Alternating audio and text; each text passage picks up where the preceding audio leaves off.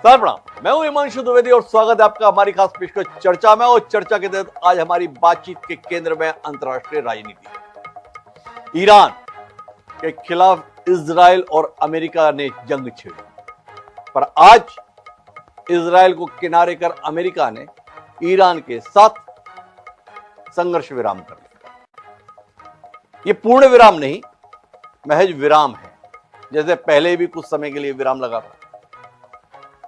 खबरें आई थी कि 19 तारीख को जिनेवा में दोनों देशों की तरफ से सहमति पत्र पर हस्ताक्षर किए जाएंगे, पर एक दिन पहले ही पेरिस स्थित ऐतिहासिक वर्साई पैलेस में डोनाल्ड ट्रंप ने इस समझौते पर हस्ताक्षर कर दिए। उधर ईरान में बैठे ईरानी राष्ट्रपति ने भी डिजिटल सिग्नेचर करके इस समझौते पर मुहर लगा दी। समझौते के तहत 14 बिंदु सार्वजनिक हुए हैं, बाकी अभी सार्वजनिक नहीं हुए, पर जो 14 बिंदु सार्वजनिक हुए हैं उसमें 60 दिन का संघर्ष विराम है, परमाणु मुद्दे पर आगे बातचीत है, ईरान के संदर्भ में एक तकरीबन 30 लाख करोड़ का फंड बनाने की बातचीत है, ईरान परमाणु कार्यक्रम के तहत परमाणु बम बनाने से तौबा करेगा ऐसी बात बताई जा रही है।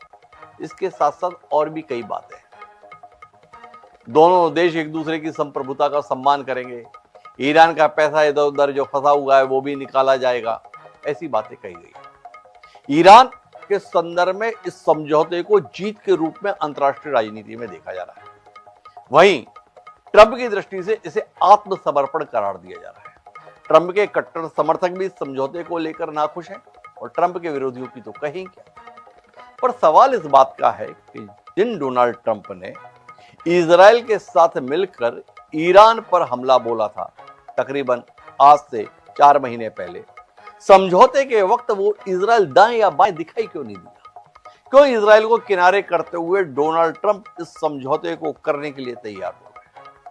क्या अमेरिका के द्वारा ईरान के साथ जो ये समझौता किया गया है, इजराइल इसको तरीक भी तवज्जो नहीं देगा?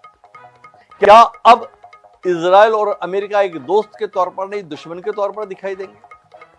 समझौता तो ईरान के साथ अमेरिका ने 2015 में भी किया था, जब बराक ओबामा राष्ट्रपति थे, पर वो समझौता 2018 में डोनाल्ड ट्रंप के बनने के बाद बहुत तवज्जो नहीं पाया।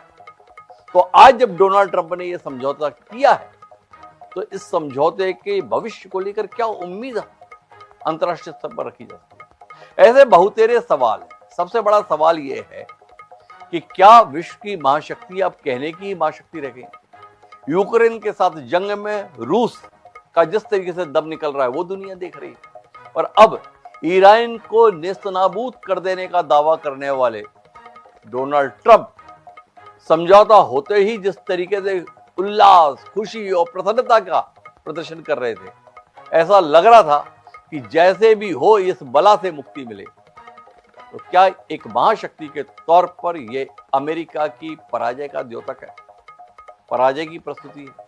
ऐसे कई सवाल हमारे सामने हैं। इन सवालों को उत्तर लेने के लिए कुछ खास मेहमान हमारे साथ इस चर्चा के लिए बहुत। हमारे साथ अशोक सज्जनहर साहब हैं, विदेश मामलों के जानकार हैं, पूर्व राजनयिक हैं। जब भी ऐसे नाजुक विषय होते हैं हम बहुत सम्मान के साथ उन्हें याद करते हैं। उनकी उदारता है कि वो हमारे साथ इस चर्चा का हिस्सा बनते हैं। हमारे साथ सेवानिवृत्त लेफ्टिनेंट जनरल संजय कुलकर्णी साहब हैं, देश के जाने माने रक्षा विशेषज्ञ हैं। सेना में उनका उत्कृष्ट कार्यकाल रहा है। सैन्य दृष्टि से इस समझौते को हम क्या समझें, इसके लिए संजय जी हमारे साथ हैं। हमारे साथ निपुण आलम भाई हैं, विदेश मामलों के जानकारी के लिए हमारे साथ इस कार्यक्रम का हिस्सा रहेंगे। हमारे साथ जुड़ चुके हैं। आप सभी का स्वागत है। चर्चा की शुरुआत हम करेंगे अशोक सज्जनहर साहब से। जगह भी कौन सी चुनी सज्जनहर साहब समझौते के लिए? Versailles palace. इतिहास बताता है कि प्रथम विश्व युद्ध के बाद समझौता इसी वर्साई पैलेस में हुआ था, और इतिहास की पुस्तकों में यह भी पढ़ाया जाता है कि वर्साई पैलेस में जो संधि हुई थी, उस संधि की शर्तों के साथ ही द्वितीय विश्व युद्ध की नींव भी पड़ गई थी। हम ये भी पढ़ते हैं कि इतिहास अपने आप को दोहराता है। तो क्या कहते हैं इस रोशनी में सज्जनहर साहब?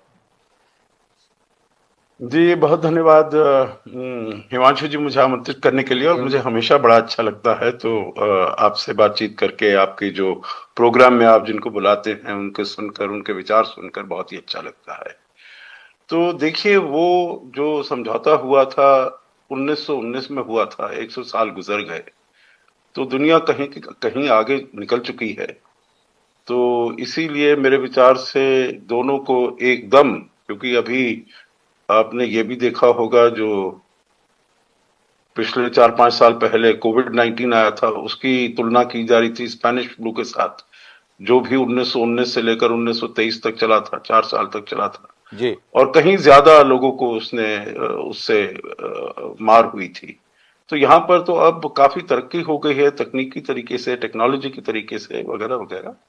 तो मैं समझता हूँ इसको उस तरीके से, उस हिसाब से नहीं देखना चाहिए जो ये आगे के युद्ध की नींव रखेगा। क्योंकि अब मेरे विचार से यह नहीं समझौता संजय हुआ। साहब, क्या है, हम भारतीय लोग हैं ना, जरा मंगल अमंगल के विषय में, शुभ अशुभ के संदर्भ में बड़ा ध्यान रखते हैं, उस सोच से ऊपर नहीं पाते। अरे ये दिन बड़ा शुभ है, ये जगह बड़ी शुभ है। तो हमने तो वर्षा के संदर्भ में केवल इतिहास को याद कर लिया कि भाई वहां की संधि बड़ी अशुभ मानी गई, कि द्वितीय विश्व युद्ध इस संधि के चलते ही अस्तित्व में आ गया था। केवल एक ऐतिहासिक संदर्भ था, पर जो शर्तें हैं, ये कमाल की बात है। लोग बोल रहे हैं कि अमेरिका के लिए बड़ी अपमानजनक शर्तें हैं। यहां से बात शुरू करते हैं जनाब।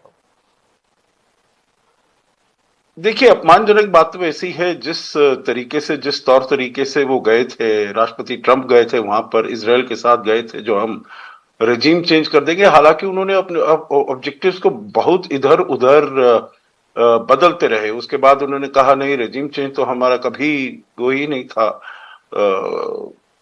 ऑब्जेक्टिव ही नहीं था, गोल नहीं था। वो तो उनकी जनता के ऊपर निर्भर करता है। हम तो वहां के जो न्यूक्लियर वेपन है, जो उसका परस्यूट है, उसको हम खत्म करने के लिए गए थे। तो परंतु देखिए, जो आपने बातें कही हैं हिमांशु जी, 2-3 बातें उसमें मैं कहूंगा।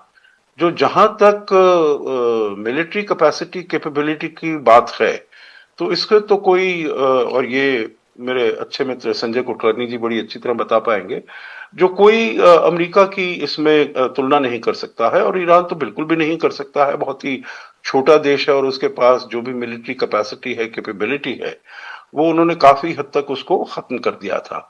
परंतु जो ईरान ने इस्तेमाल किया है, उसने एसिमेट्रिक वॉरफेयर इस्तेमाल किया है। उसने दो चीजें इस्तेमाल की हैं। एक, उसने स्ट्रेट ऑफ हॉर्मुज, क्योंकि उससे न केवल दोनों देशों के बीच में, अमेरिका और ईरान के बीच में जो युद्ध चल रहा है, उसके ऊपर उसका प्रभाव पड़ता है, परंतु पूरे विश्व में प्रभाव पड़ता है। और पूरे विश्व में प्रभाव पड़ता है, और अमेरिका को भी उसके प्रभाव का मुआवजा चुकाना पड़ता है। क्योंकि अगर वहां से तेल जाना बंद हो जाता है, तेल के दाम खत्म हो जा ऊपर हो जाते हैं, दबाव बढ़ता है अमेरिका के ऊपर, जो आप इसका कुछ ना कुछ जल्दी से हल निकालिए। और दूसरा उन्होंने किया, जो गल्फ खाड़ी के देश हैं, उनके ऊपर उन्होंने हमला करना शुरू कर दिया। देखिए, वो ईरान की जो इस्लामिक रिपब्लिक जो सरकार है, वो पिछले 47 साल से आई हुई है, और बहुत बारी युद्ध हुए हैं। तो मेरे विचार से, जैसे राष्ट्रपति ट्रंप ने कहा था, जो उनको कभी उम्मीद नहीं थी जो स्ट्रेट ऑफ हॉर्मुज को बंद कर देंगे, क्योंकि पिछले बारी जितने भी युद्ध हुए, उन्होंने कभी स्ट्रेट ऑफ हॉर्मुज को बंद नहीं किया। और ये भी नहीं, मैं शायद ये भी सोचा जा रहा होगा, जो अगर बंद भी कर देंगे तो और बड़े ऑल्टरनेटिव सोर्सेज हैं। अमेरिका के पास बहुत एनर्जी है, बहुत ऑयल है, बहुत फॉसिल फ्यूल है, उससे वो पूरे विश्व का काम चल जाएगा। पर ऐसा हुआ नहीं। और फिर यहां पर उन्होंने इनके ऊपर हमला करना शुरू कर दिया, खाड़ी के देशों पर। न केवल जहां पर उनके बेसिस थे, अमेरिका के बेसिस थे, एसेट्स थे, परंतु उनकी, जैसे ये कतार की रास लफान रिफाइनरी के ऊपर, जहां पर एलपीजी इतना प्रोड्यूस होता है। सऊदी अरब की सबसे बड़ी रास्ता रिफाइनरी के ऊपर उन्होंने कर दिया, जो कि 5 million barrels oil a day वो अपना जनरेट करते हैं। तो इसीलिए उन्होंने वहां पर भी बहुत तबाही की। और हर जगह, यूनाइटेड अरब एमिरेट्स पर आप देखिए, जो इसराइल के ऊपर ईरान ने जो हमले किए, और करीब 1300-1500 अगर प्रोजेक्टाइल भेजी उन्होंने वो 40 दिनों में, तो दुबई के ऊपर और यूनाइटेड अरब एमिरेट्स के ऊपर डबल 2600 से ऊपर उन्होंने उसके ऊपर भेजी, उसके ऊपर दागी और बहुत नुकसान किया। तो ये दो कारण थे जिसकी वजह से एसिमेट्रिक वॉरफेयर, मतलब युद्ध में तो जीत नहीं हुई है, ये तो मेरे विचार से मानना गलत होगा जो युद्ध में वो जीत पाया है, परंतु एसिमेट्रिक वॉरफेयर में उसने अमेरिका के ऊपर ऐसा वो किया है, ऐसा दबाव डाला है, जो फोर्स हो गए हैं ये वाला करने के लिए, अग्रीमेंट करने के लिए। और मैं समझता हूं आखिरी चीज मैं इसमें यही कहूंगा, दो बातें हैं।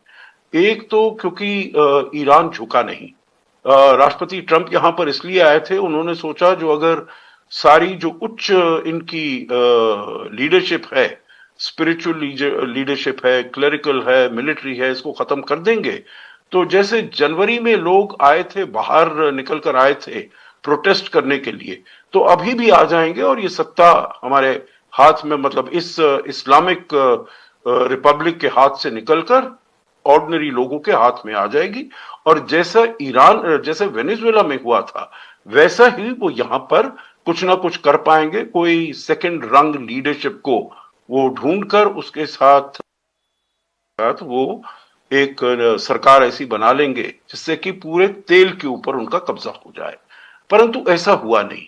अब आगे चलते हुए देखिए, ये है सभी बातें जो आपने कही, फ्रोजन एसेट्स रिलीज हो जाएंगे, जो उनके सैंक्शंस जो उनके तेल के ऊपर है ईरान के, वो हट जाएगा। और वो हट गया लगता है, क्योंकि आज सुबह मैं एक टीवी प्रोग्राम में था, सुबह के उसमें ये इंडियन टाइम 5 बजे साइन हुआ और ये 7 बजे का प्रोग्राम था, उन्होंने कहा 11 टैंकर्स ईरान के ऑलरेडी निकल चुके हैं स्ट्रेट ऑफ हॉर्मुज से।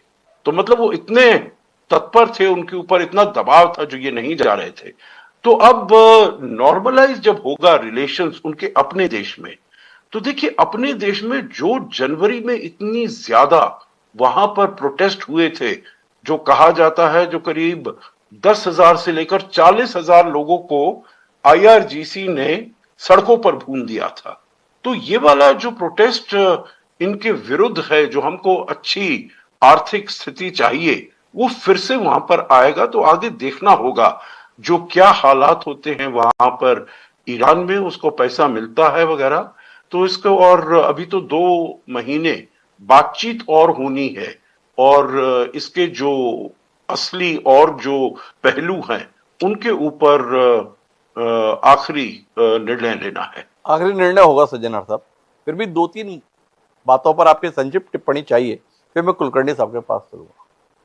जब युद्ध शुरू हुआ तो अमेरिका और इजराइल अच्छे मित्र कह लीजिए, भाई कह लीजिए, ऐसे संबंधों के साथ दिखाई दे रहे थे। युद्ध जब थम रहा है तो वो भाई दुश्मन से दिखाई दे रहे हैं। जिस तरीके की शब्दावली एक दूसरे के संदर्भ में है, इस समझौते को लेकर जिस प्रकार का असहमति का सार्वजनिक स्वर है, तो इसको हम क्या समझे? एक तो आपसे ये समझना चाहते थे। दूसरा, यह क्या आप मानते हैं कि इस हमले ने ईरान को एक देश के तौर पर ज्यादा मजबूत कर दिया, वहां की सत्ता को भी ज्यादा मजबूत कर दिया? ईरान में पहले जनता के स्तर पर सत्ता पक्ष को लेकर नाराजगी की खबरें आती थी।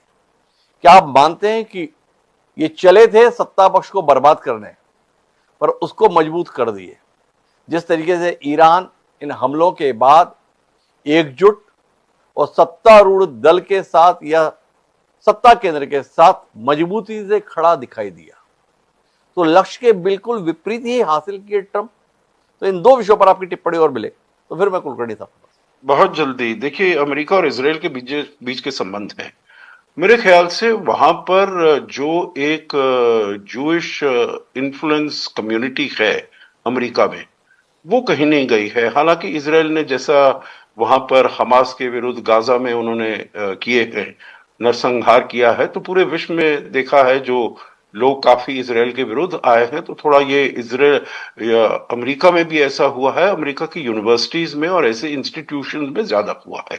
परंतु फिर भी उनका जो है नजरिया इजराइल की तरफ, ये ठीक है, डिप्लोमेटिक टिप्स वगैरह ऐसी होती रहेंगी, परंतु मेरे विचार से आगे चलते हुए दोनों देशों में एक अंडरस्टैंडिंग फिर से बन जाएगी। क्योंकि ये देखना होगा, राष्ट्रपति ट्रंप ऐसे राष्ट्रपति रहे अमेरिका के जिन्होंने सबसे ज्यादा इजराइल की को सपोर्ट किया है।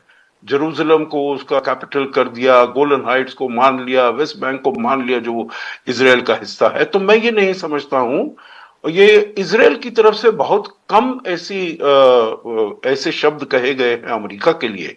राष्ट्रपति ट्रंप के द्वारा, केवल उन्हीं के द्वारा कहे गए हैं इजराइल के लिए।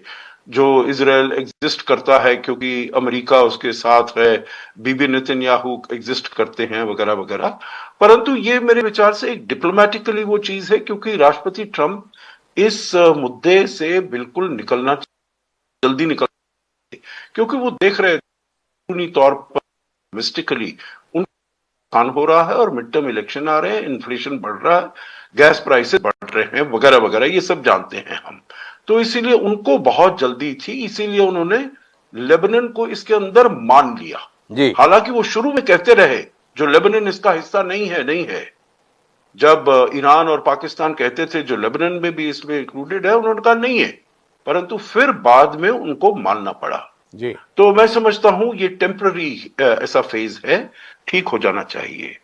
जहां तक बात है लेजिटिमेसी की ईरान की, तो वो यकीनन आप ठीक कह रहे हैं, उसको ज्यादा लेजिटिमेसी, उसको ज्यादा क्लाउट, उसको ज्यादा प्रोफाइल, पर उसका ज्यादा थ्रेट भी लगेगा। देखिए पहले भी ईरान की इतनी ज्यादा आबादी है, 93 मिलियन उसकी आबादी है, और ये सब जो गल्फ स्टेट्स हैं, ये छोटे छोटे स्टेट्स हैं, किसकी 5 मिलियन है, 10 मिलियन है, 15 मिलियन है।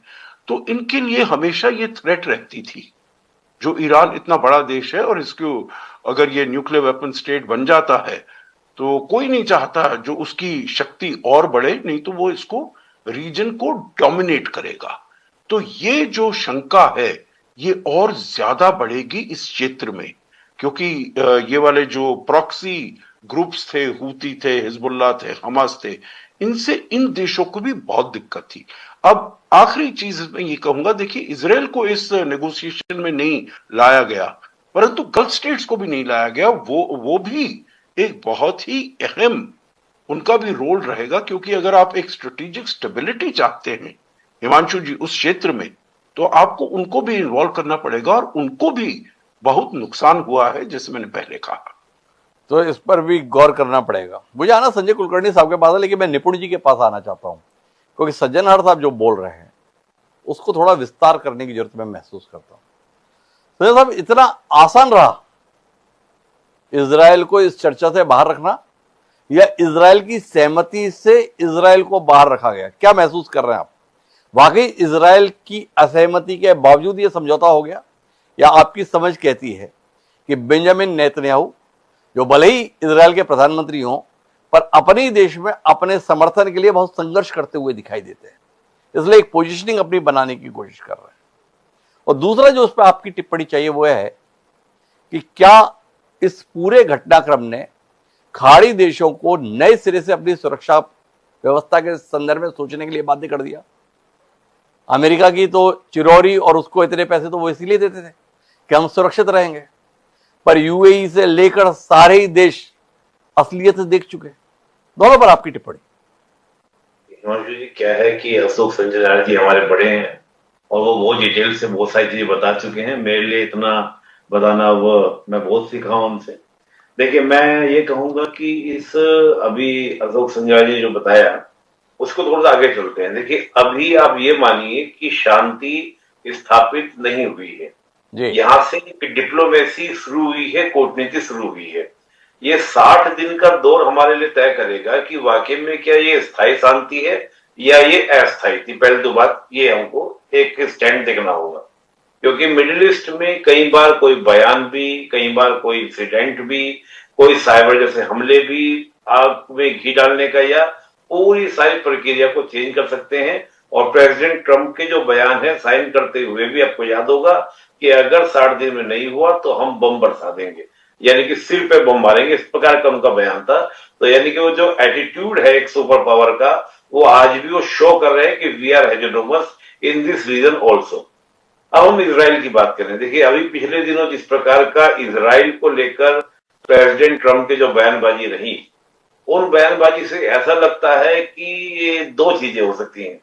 एक तो वाकई में कि प्रेसिडेंट ट्रंप इस वॉरफेयर से बाहर निकलना चाहते थे, लेकिन इजराइल नहीं चाहता था कि अमेरिका इस स्थिति में आके बाहर निकले, क्योंकि जितना नुकसान ईरान को पहुंचाया गया है, आपको याद होगा जब स्टार्टिंग में डील की बातें हो रही थी तो ईरान 300 बिलियन की डिमांड कर रहा था कि जो लॉसेस हुए हैं। जी। अब 300 बिलियन डिमांड का मतलब ये है कि ईरान में हैवी लॉसेस हुए हैं, और जो ईरान का दावा है कि 15,000 अटैक हुए हैं, तो यानी कि ईरान का इंफ्रास्ट्रक्चर भी पूरा ध्वस्त हो चुका है, और कितने लोग मारे गए उसकी कोई गिनती नहीं है। तो ऐसे में अगर ईरान वो 300 बिलियन लिए बगैर बात कर रहा है, टॉक्स कर रहा है, तो ईरान भी अच्छा खासा प्रेशर में है। और इजराइल की अगर हम बात करें तो इजराइली प्रेशर में है, तो जो काम हो जाना चाहिए। देखिए, इजराइल के लिए मेन दो बातें, एक तो प्रॉक्सीज और दूसरा एटॉमिक वेपन। इन दोनों की सहमति के बगैर अगर बात हो रही है तो इजराइल का तो कोई मोटिव सॉर्ट आउट नहीं हुआ।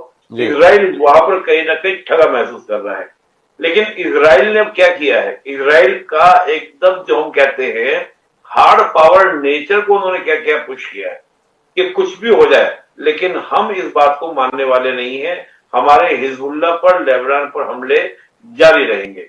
मीन डैट यानी कि इजराइल को इस बात से कोई इम्पैक्ट नहीं पड़ता कि अमेरिका हमारे साथ है या नहीं है। मैं भी इजराइल के प्रेसिडेंट वो पीएम का, बेंजामिन नेतन्याहू का पढ़ रहा था, उन्होंने ये भी कहा कि अमेरिका पर जो हमारी डिपेंडेंसी है हम उसको खत्म करने के लिए भी अपने आप को तैयार कर लेंगे, लेकिन हम अपने नेशनल इंटरेस्ट को लेकर प्रोएक्टिव रहेंगे, यानी कि प्रोएक्टिव वाला स्टैंड उनका रहेगा। तो मुझे यहां पर एक बात तो ये लगती है कि हो सकता है पॉसिबिलिटीज ये हो कि वाकई में अमेरिका ने दबाव बनाकर ईरान के ऊपर और इजराइल को दरकिनार करते हुए डील कर ली है। दूसरी बात यह कि हो सकता है कि अंदर खाने, क्योंकि जैसे भी सज्जनार जी ने कहा, ये बात फैक्ट है कि रिपब्लिकन पार्टी का बहुत बड़ा वोट बैंक और बहुत बड़ा फंडिंग जो है वो ज्यूस कम्युनिटी से आता है अमेरिका में।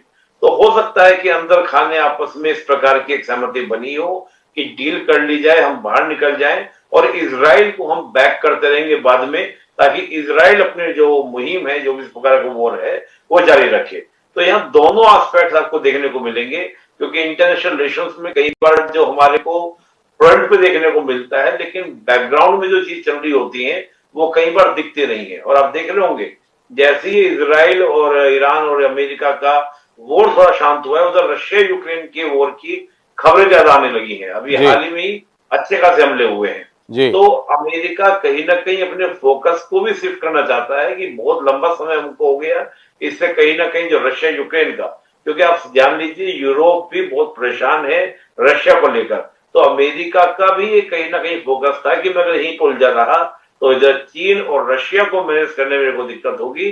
तो कई बार जो हमको फ्रंट पे दिखती हैं, कई बार बैकग्राउंड में कुछ और स्टोरी होती है, और कई बार बयान जो हमको दिखते हैं फ्रंट पर वो होते ये हैं किसी एक शो पीस की तरह मीडिया में, पब्लिक डोमेन के लिए, लेकिन रियलिटी कुछ और होती है। जी हिमांशु जी, आपने सब कुछ कहा, लेकिन खाड़ी देशों की सुरक्षा मसले पर आपकी टिप्पणी रह गई निपुण जी। आप इसमें इतना ज्यादा रम गए कि आपको मेरा सवाल स्मरण में नहीं रहा। थोड़ा उस पर भी तो कुछ रोशनी दे दीजिए। टिप्पणी कर दो। निश्चित रूप से खाड़ी देशों में पैनिक फैला है, उसका बहुत बड़ा एग्जाम्पल है कि ओपेक से यूएई का बाहर निकल जाना, ये बहुत बड़ा एग्जाम्पल है। और यूएई ने जिस प्रकार से कहा कि जिस प्रकार से हम साइलेंट रहे, तो उसने कहीं ना कहीं ईरान को इस पूरे वॉर में हिस्सा दिया है। और हमको दिख रहा है कि जिस प्रकार पाकिस्तान और सऊदी के बीच में डिफेंस पैक्ट हुआ, और आप देखिएगा अभी पाकिस्तान ने अपने डिफेंस बजट को, अपने पूरे बजट का 18% किया है। तो वो 18% इसलिए नहीं कि भारत के लिए, ठीक है भारत का विषय अलग है, लेकिन कहीं ना कहीं पाकिस्तान ये शो कर रहा है पूरे मिडिल ईस्ट को कि अगर मैं सऊदी के साथ डील कर सकता हूं तो मैं और देशों के साथ भी डिफेंस पैक्ट करने की स्थिति में हूं। तो मुझे लगता है कहीं ना कहीं कि जो एक अमेरिका का वर्चस्व या अमेरिका की जो एक इमेज थी कि इनका डिफेंस बड़ा मजबूत हमने कर दिया है, ईरान के मिसाइलों ने, ड्रोन ने उसको धत्ता बिठा दिया है। तो मुझे लगता है कि मिडिल ईस्ट भी इस चिंता में है कि हमारी सुरक्षा की एश्योरिटी अब अमेरिका नहीं, हमको खुद अपने दम पर, हमको खुद अपने पैरों पे खड़ा होना संदेश है। लेकिन मैं आना चाहता हूं कुलकर्णी साहब आपके पास, बार बार ये उलझन बताई जा रही है हमारे साथ जितने भी विदेश मामलों के विशेषज्ञ हैं कि हाँ अमेरिका दिक्कत में था, लेकिन ईरान भी चाहता था। युद्ध सैन्य दृष्टि से कोई जीता नहीं, पर कूटनीति की दृष्टि से मान सकते हैं कि ईरान थोड़ा एज पर है। पर आप क्या देखते हैं, जितने बड़े बड़े दावे अमेरिका हमला बोला था। डोनाल्ड ट्रंप जाने कितनी बार, पहले तो हम गिनते भी थे, कितनी बार बोल चुके हम जंग जीत चुके हैं, पर समझौते के संदर्भ में जैसा उल्लास ट्रंप ने दिखाया, आज तक तो हमने किसी जीते हुए व्यक्ति को समझौते पर ऐसा उत्साहित देखा नहीं। तो थोड़ा आप बताइए कि सैन्य दृष्टि से, सैन्य विशेषज्ञ की दृष्टि से आप क्या देख पाए? क्या आप मानते हैं कि अमेरिका ईरान के जमीनी हालात को जीत पाने में नाकाम रहा, इसलिए कैसे तैसे करके समझौता हो और वह इज्जत बचा के या इज्जत गंवा के ही सही वापस लौटा, बस इतना ध्येय रहा? बहुत बहुत धन्यवाद हिमांशु जी। पतली गली से निकल गए, और बहुत जरूरी है पतली गली से निकलना, क्योंकि कई बार मौके ऐसे आते हैं कि शायद वहां से निकलने में ही एक तरीके से उसमें समझौता ठीक दिखता है। अगर आप 14 बिंदु देखें जी, तो पहला ही बिंदु जो है वो एक सबसे आपको पूरी जो आने वाले दिनों में क्या होगा, कहां तक हम जाएंगे, वो साफ समझाता है।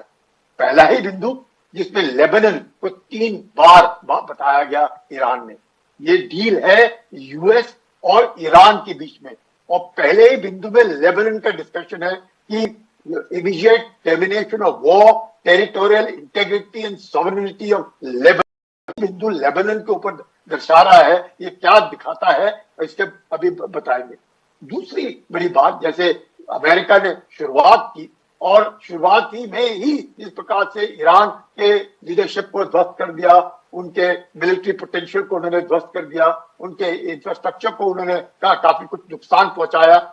लेकिन उसके बाद जिस प्रकार से ईरान एक इकट्ठा हुआ, उसका मनोबल ऊंचा हुआ, उसका अपने नेतृत्व के ऊपर जो भरोसा ज्यादा जागृत दिखाई दिया, जिस प्रकार से आईआरजीसी ने जबरदस्त अपना कब्जा ईरान के ऊपर किया, और इस सब संदर्भ में ईरान ने अपने आप को स्टेट ऑफ हॉर्मुज को वेपनाइज करने में जो क्षमता पाई, और उसने फिर देखा कि यदि आज अमेरिका को नाक नीचे गिरानी है तो उसके जो खाड़ी के देश में जो उसके समर्थक है और जो जहां पे उसके बेसेस हैं, उनको अगर ध्वस्त किया जाए तो किस प्रकार से अमेरिका को जबरदस्त नुकसान पहुंचेगा। अगर अमेरिका के 25 हवाई जहाज जमीनी हालात में ही ध्वस्त किए जा सकते हैं ईरान के मिसाइल के द्वारा, तो आप समझ सकते हैं कि जितने भी उसके बेसिस थे किस प्रकार से उनको नुकसान पहुंचा। यही नहीं, खाड़ी के देशों के, जैसे जनाब साहब बता रहे थे, उनके गैस प्लांट्स को किस तरीके से, डिसैलिनेशन प्लांट को किस तरीके से, उनके एयरपोर्ट्स को किस तरीके से, पोर्ट्स को किस तरीके से, जहां जहां क्रेन्स थे, यहां से सामान उठाया जा सकता था, उसको ध्वस्त करना, तो साफ दर्शाता है कि खाड़ी के देशों में भी एक तरीके से वो डीमोरलाइज हो गए कि इतने सालों तक उन्होंने हजारों अरबों डॉलर लगा करके और अपनी पूरी सुरक्षा जो यूएसए को सौंपी, उसको उसके वापसी में उसको कुछ नहीं मिला, बल्कि एक तरीके से उसी खाड़ी के देशों में और जो अरब और पर्शियन ग्रुप के बीच में और दरार पैदा हुई, और उनको ये नहीं पता चला कि हम किसके साथ खड़े हो। तो ऐसी हालात में क्या ये युद्ध जो हम देख रहे हैं, जैसे आपने कहा, not pause, not cease fire but pause, अब इस पूरी के दर्शन में 60 दिन, अब ये 60 दिन में क्या कहते हैं कि अगर ये 60 दिन में जो भी हमारी बातचीत होगी और न्यूक्लियर के बारे में होगा, अगर नहीं हो पाता है तो दोनों देशों के बीच में हम इसको समय को और बढ़ा सकते हैं। इस समय को बढ़ाने में फाइनल डील जब कह रहे हैं, उसका बिंदु नंबर 13 या 13 है कि फाइनल जब होगा, जब पॉइंट नंबर 1, 4, 5, 10, 11, जो पॉइंट नंबर 1 यानी लेबनान के ऊपर हमला नहीं होगा, लेबनान से इजराइल पूरा हटेगा, उसके बाद ही फाइनल डील होगी, नहीं तो मेमोरेंडम ऑफ अंडरस्टैंडिंग धरा का धरा रह जाएगा और अमेरिका पतली गली से निकल तो गया। अब सवाल आता है हिमांशु जी, या इजराइल जिसके बारे में कुछ नहीं, आप समझ सकते हैं कि परसेप्शन क्या है। परसेप्शन है कि इजराइल को अमेरिका ने धोखा दिया, ये परसेप्शन है कि इजराइल को अमेरिका ने धोखा दिया, लेकिन ईरान ने अपने प्रॉक्सीज को पकड़ के रखा और उनकी प्रभुता के लिए उन्होंने लड़ाई लड़ी लेबनान को सबसे आगे रखा, कहा हम नहीं, अगर हमारा प्रॉक्सी तो अगर आप मारोगे तो ये सवाल ही नहीं पैदा होता कि कोई डील हो सकती है आपके साथ। लेकिन अमेरिका ने अपने ही प्रॉक्सी नहीं, अपने ही साथी जिसके लिए वो मरने के लिए खड़ा हुआ, उसको उसने समुद्र में छोड़ दिया, या अपने आप अपने गली में जाओ, आपने जो करना है करो। ऐसी हालात में अब इजराइल भी नाखुश, खाड़ी के देश अपने आप को नहीं पा रहे कि क्या वो अमेरिका के साथ चले या ना जाए, या फिर खलीफा नया ईरान के साथ मिले और उस खलीफे के साथ चले और अपने आप को संभाले। इसमें भारत को 60 दिन का तो फायदा हो गया कि स्ट्रेट ऑफ हॉर्मुज से आना जाना, अपना गैस, अपना ये सब कुछ होएगा। तो उसके बाद जो टोल वसूली शुरू होगी, जिस प्रकार से पर्शियन गल्फ स्टेट अथॉरिटी शुरू करेगा, जिस प्रकार से ओमान उसके साथ जाएगा, बाकी खाड़ी के देश मिलकर के उस अथॉरिटी बनाएंगे, उस पे अमेरिका चुप्पी दावे है कि पैसा हम। अब 5 उंगलियां घी में ईरान की, 5 उंगलियां घी में $300 अरब का एक बहुत बड़ा उनको पैकेज मिला। $300 बिलियन, $24 बिलियन प्रोवन एसेट वापस उनको मिल गए। सैंक्शन उठ गए, यानी कि तेल जहां बेचना है बेचो, जब जो करना है करो। ऐसे हालात में IRGC जो पूरा कंट्रोल में था वो और मजबूत। बाकी तो चलो उनकी लीडरशिप जो जैसी भी है, पर IRGC के क्या मतलब मुट्ठी में पूरा ईरान है, जिसके नेतृत्व में पूरा ईरान लड़ा, उसकी तो माय गॉड बल्ले बल्ले बल्ले बल्ले हो गए। तो कुलकर्णी साहब बता रहे हैं कि सब कुछ तो हासिल कर लिया ईरान ने। युद्ध शुरू होने से पहले ईरान की स्थिति क्या थी, और युद्ध विराम अगर हुआ है या तात्कालिक रूप से युद्ध ठहर गया है, अगर इसे विराम शब्द ना बोले, तो ईरान कितनी बेहतर स्थितियों में है। इस पर रोशनी के लिए मैं सज्जनार साहब थोड़ा आपसे फिर चर्चा करूंगा, लेकिन रंजीत कुमार साहब, मैं अब ईरान को पे भी बात नहीं करना चाहता। मेरी इच्छा इजराइल पर भी बात करने की नहीं है, और मैं अमेरिका को भी छोड़ देता हूं सज्जनार साहब के बातचीत के लिए। इन सबके बीच में एक और देश है जिसके साथ हमारा भावनात्मक लगाव है, जुड़ाव है, उसका नाम पाकिस्तान है। तकरीबन 70-75 साल के इतिहास में पहली बार पाकिस्तान अंतर्राष्ट्रीय कूटनीति में एक महती भूमिका निभाता हुआ दिख रहा, और इस समझौते को लेकर शहबाज शरीफ का उल्लास देखने लायक। तो बिना भावुकता में गए, बिना निजी आग्रह दुराग्रह में गए, हम इसके प्रभाव का आकलन कर सकते हैं कि इस युद्ध से पाकिस्तान किस रूप में सामने आया है, पाकिस्तान ने अपने लिए क्या अनुकूलता या प्रतिकूलता जुटाई है। वो अमेरिका के पिट्ठू के तौर पर देखा जाएगा, या मुस्लिम देशों के बीच एक प्रभावशाली मध्यस्थ के तौर पर अपने आप को स्थापित कर गया। क्या देखते हैं रंजीत कुमार? देखिए, ईरान युद्ध के पहले पाकिस्तान को जिस तरह से आइसोलेट करने की, अलग थलग करने की रणनीति पर भारत चल रहा था, पाकिस्तान ने जो राजनयिक पहल की है, जो राजनयिक प्रयास किए हैं बीच बचाव के ईरान और अमेरिका के बीच, उसमें जिस तरह से अपनी प्रभावी भूमिका निभाई है, तो वो उसका सामरिक कद फिर से काफी ऊंचा हो गया है। पूरे विश्व समुदाय में, खास करके पश्चिमी देशों में पाकिस्तान की जो स्थिति थी पहले से काफी मजबूत हो चुकी है। तो पाकिस्तान की राजनयिक हैसियत काफी मजबूत हो गई है, और वह सारी दुनिया अब उसकी ओर, उसकी भूमिका की ओर देखने लगी है। उसकी सकारात्मक भूमिका को सराहा जा रहा है। तो भारत में कई सामरिक पर्यवेक्षकों को पसंद नहीं आ रहा कि पाकिस्तान ने किस तरह से यह भूमिका अपने हाथ कर ली। क्या भारत वही भूमिका निभा सकता था, ये सवाल भी पूछा जा रहा है। हालांकि भारत के विदेश मंत्री ने इस बारे में पूछे गए एक सवाल में कहा कि हम कोई दलाल देश नहीं है, पाकिस्तान को नीचा दिखाने की कोशिश की। लेकिन पाकिस्तान जिस तरह से उभर करके विश्व रंगमंच पर सामने आया है, वो उसकी एक बहुत बड़ी राजनयिक विजय है।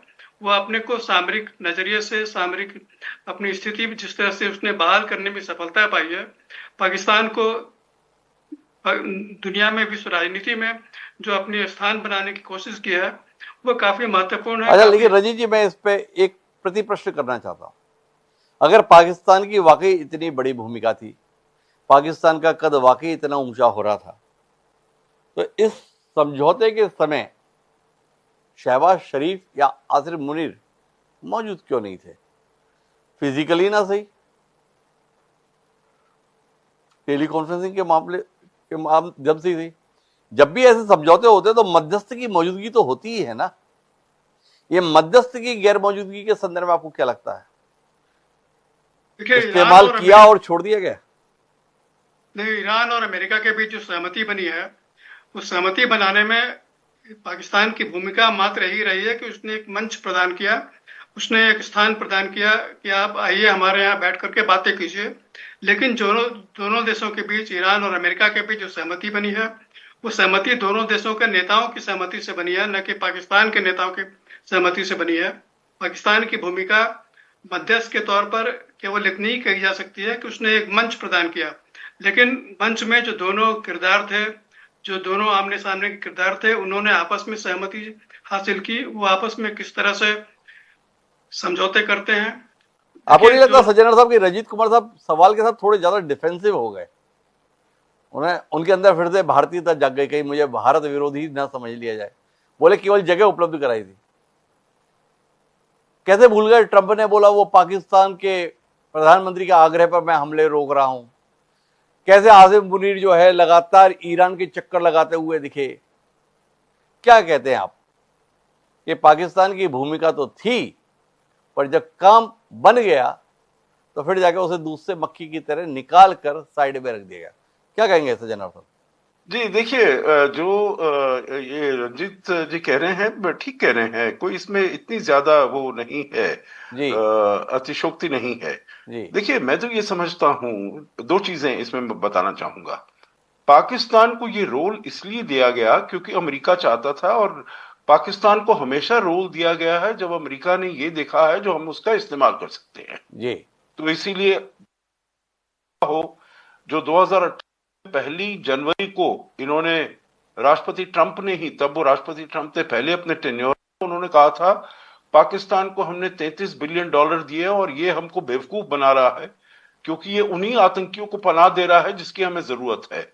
ये हमको अब ऐसी धूर्तता नहीं चलेगी और उसको हम कोई पैसे नहीं देंगे, तो उन्होंने नहीं दिए थे पैसे जी। ये 2018 में था। 2019 में उनको जरूरत हुई क्योंकि वो अफगानिस्तान से निकलना चाहते थे, तो उन्होंने इमरान खान को व्हाइट हाउस बुला लिया।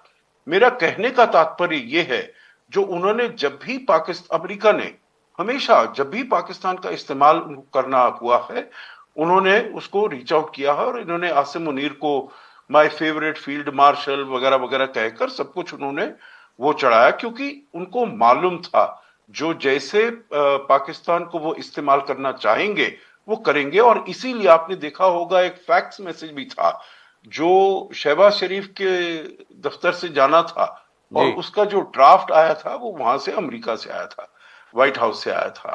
तो उन्होंने, तो देखिए बिल्कुल उनके कहने पर जो कुछ वो चाहते थे वही वो कर रहे थे। परंतु दूसरी बात है, आप बात करते हैं जो उसका रुतबा बढ़ा है, उसका प्रोफाइल बढ़ा, उसका क्लाउड बढ़ा है, ठीक है। अंतरराष्ट्रीय मामले में जो रंजीत जी कह रहे हैं मैं सहमत हूं, जो ये बड़ा है, Pakistan has played it's cards well.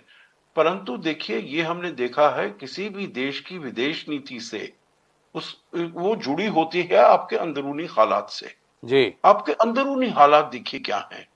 आपके पास ना तो खाने के लिए वहां पर पैसे हैं, इन्फ्लेशन इतनी बढ़ रही है, इकोनॉमी आपकी खराब हो गई है, सब जगह आपके वहां पर टेररिस्ट एक्शन हो रहे हैं, बलूचिस्तान में, खैबर पख्तूनख्वा में, पाकिस्तान ऑक्यूपाइड कश्मीर, जहां भी देख लीजिएगा।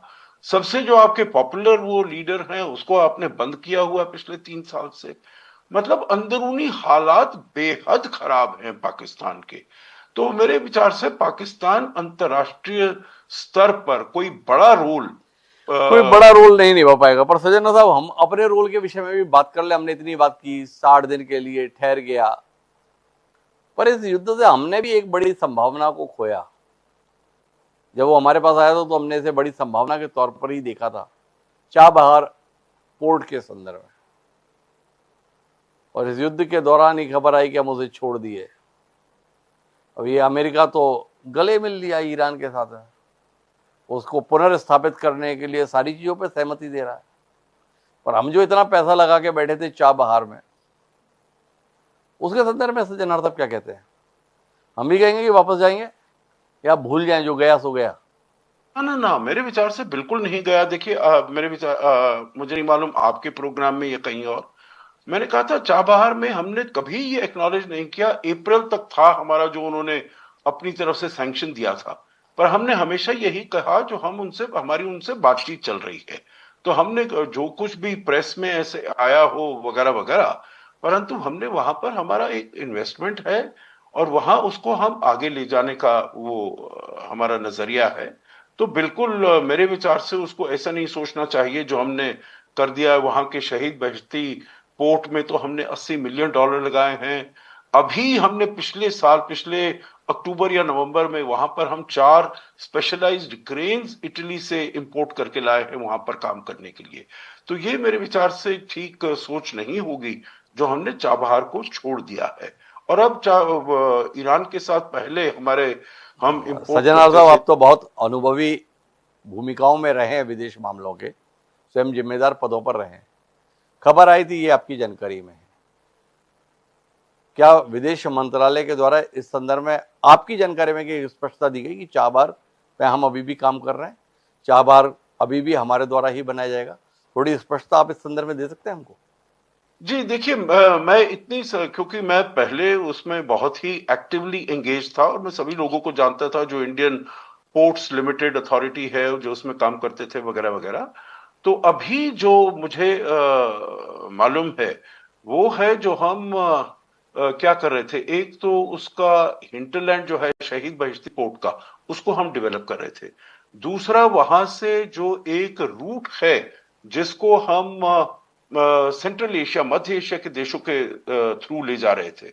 तो मेरे विचार से मैं जरूर इसके बारे में और पता करके और आपको मैं जरूर बताऊंगा, परंतु मुझे पूरा विश्वास है जो भारत उतना ही इन्वॉल्व और एंगेज है चाबहार से।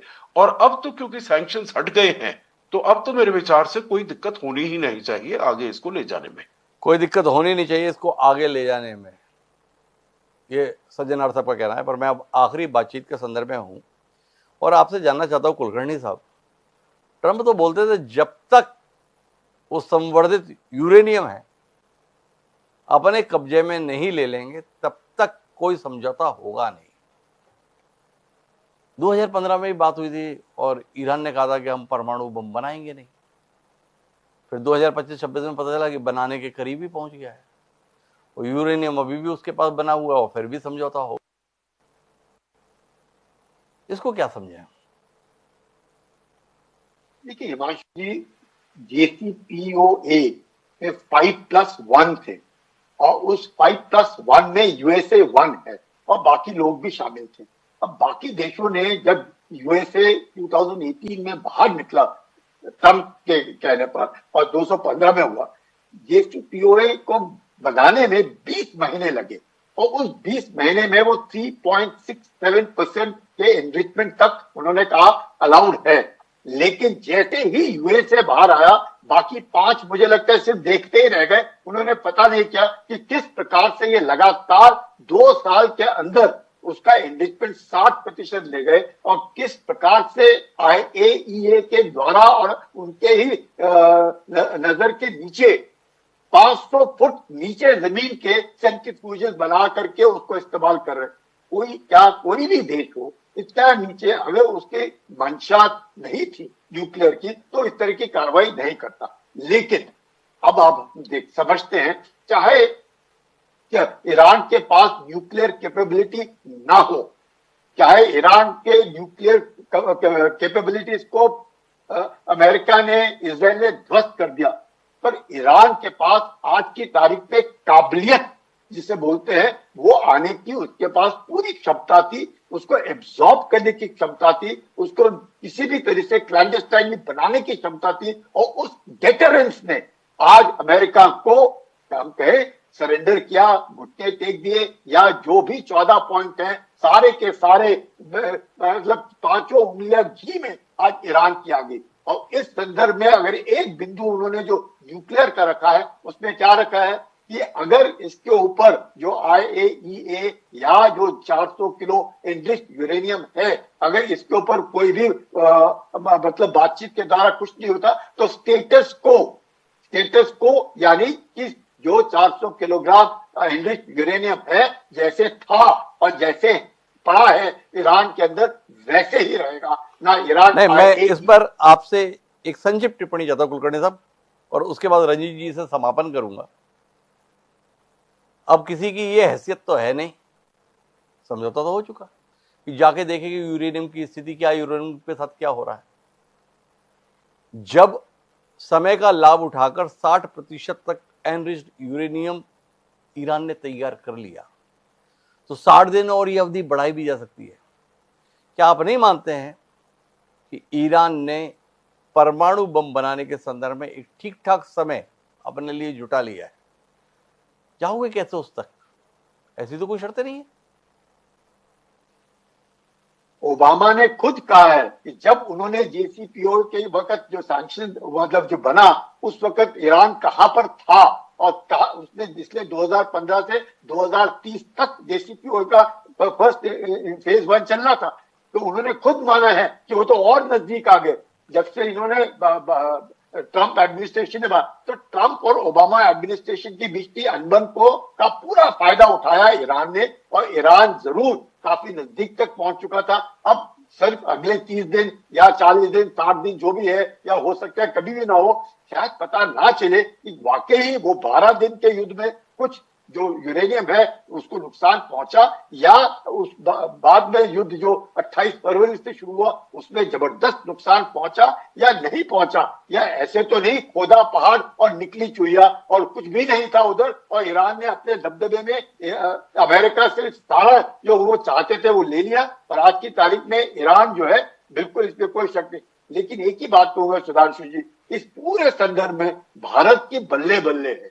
अगर कोई ये कह सकता किसी का नुकसान, भारत बल्ले बल्ले है। क्यों मैं ये कहता हूं? क्योंकि स्ट्रेट ऑफ हॉर्मुज खुल गया, और स्ट्रेट ऑफ हॉर्मुज के खुलते ही हमारे को गैस, हमारे को तेल, हमारे को फर्टिलाइजर, हमारे 1 करोड़ लोग जो वहां पे काम कर रहे हैं, वहां के लोग हमारे यहाँ से जो काम करने के लिए जाना है, खाड़ी के देशों को फिर से रिकंस्ट्रक्ट करना है, हमारे लोगों ने जाना है। तो मुझे लगता है भारत का तो 100% मतलब मोदी जी का हाथ मिलाना ट्रंप के साथ, और ट्रंप का जिस तरीके से एक तरीके से मैं कहूंगा दोबारा से दोस्ती का हाथ बढ़ाना, it is win win situation for India. It is a win. Bharat के लिए बेहतर है इस युद्ध का थम जाना। ये कुलकर्णी साहब का ये मानना है कि हमारे लिए हालात सामान्य होंगे। पर रंजीत जी, एक आखिरी टिप्पणी आपको से चाहिए थी। जिस तरीके से अमेरिका के आगे ईरान झुका नहीं, क्या इस्लामिक देशों में ईरान अपने आप को नेता के तौर पर स्थापित कराने में सफल होगा? इजराइल के आगे तमाम इस्लामिक देश घुटने टेकते हुए दिखाई दे रहे थे, पर ईरान और अमेरिका के संघर्ष में इजराइल साथ था अमेरिका के, पर फिर भी ईरान टिका रहा और अपनी शर्तों पर समझौता कराने में कामयाब होता हुआ दिख रहा है। क्या मानते हैं कि ईरान एक नई हैसियत के साथ खाड़ी में अपनी उपस्थिति दर्ज कराएगा? आखिरी टिप्पणी आपकी। देखिए, जिस तरह से अमेरिका ईरान के सामने झुकता हुआ लग रहा है, एक तरह से झुके हुए देश के तौर पर उसने ईरान के साथ सहमति करने का ऐलान किया है। भविष्य में खाड़ी के का राजनयिक परिदृश्य है, सामरिक परिदृश्य, जो माहौल है, सामरिक माहौल है, वो काफी बदल जाएगा। ईरान एक बड़ी ताकत के तौर पर उभरेगा। ईरान के पास अथाह तेल संपदा है, इसके बल पर वो अपनी सैनिक ताकत बढ़ाएगा और पूरे खाड़ी के इलाके में अरब देशों के बीच, अरब मुल्कों के बीच वो अपना दबदबा बढ़ाएगा। और इसका लाभ चीन और रूस मिलकर के उठाएंगे कि ईरान का उपयोग करके, ईरान का इस्तेमाल करके अमेरिका को खाड़ी के इलाके से बाहर करने की रणनीति पर ये दोनों देश चलेंगे। तो ईरान का निश्चित तौर पर जो सामरिक कद है, जो स्ट्रेटेजिक प्रोफाइल है, वह इस शांति समझौते के बाद काफी बढ़ जाएगा और ईरान का अपर हैंड हो जाएगा। ईरान पूरे इलाके में एक सिर उठाकर चलने के सिर्फ होगा। तो कुल मिलाकर अगर हम इस मौके पर युद्ध की समीक्षा करें, बड़ी अजीब सी स्थिति दिख रही है। ट्रंप नेतन्याहू के साथ मिलकर ईरान को बर्बाद करने के लिए निकले थे और खुद बर्बादी के कगार पर आते हुए दिख रहे हैं, और ईरान नए सिरे से उभरता हुआ दिख रहा है। क्या ईरान को इतनी आसानी से ये दोनों देश उभरने देंगे, या इन 60 दिन में फिर किसी नई योजना के साथ दुनिया के सामने नया संकट पैदा करेंगे? झगड़ा इन्होंने शुरू किया, वो कीमत तो पूरी दुनिया ने चुकाई। बताते हैं कि तकरीबन 122 बिलियन डॉलर का नुकसान पूरी दुनिया को इस युद्ध के चलते हुआ। जीना हराम हुआ लाखों लोगों का, करोड़ों लोगों का, पर इससे बेपरवाह होकर ये देश अपने अपने समीकरण साधने में जुटे रहे। क्या 60 दिन बाद दुनिया फिर उसी मुहाने पर पहुंचेगी, या एक कटु अनुभव के साथ हम इसे खत्म होते हुए देखेंगे? निगाह बनाए रखेंगे। लेकिन आप सभी मेहमानों का बहुत बहुत धन्यवाद हमारे साथ इस चर्चा का हिस्सा बनने। आज के इस कार्यक्रम में इतना ही। कल फिर मिलेंगे नए विषय के साथ। भेज दीजिए।